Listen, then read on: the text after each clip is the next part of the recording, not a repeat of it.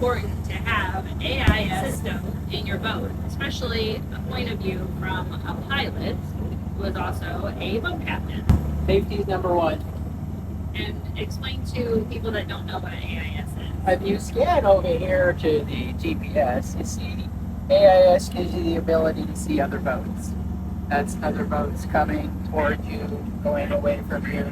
Depending on the unit that you have, you can click on it, my finger at work, and you can see the speed over ground of that boat. You can even set up your box to create a protective zone around your boat so that when incoming traffic gets close to you, an alarm will go off. But if you're in the fog and you can't see, the only other thing you're relying on is radar, which just detects things in front of you, but this will give you actual information about incoming boats. It's a safety thing. It's worth saving your family for, in my opinion. Is it expensive?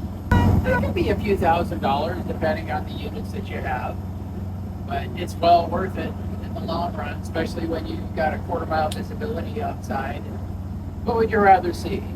This boat right there, okay, which is the actual boat, or I can turn the radar on for you, hit the transmit button, or that.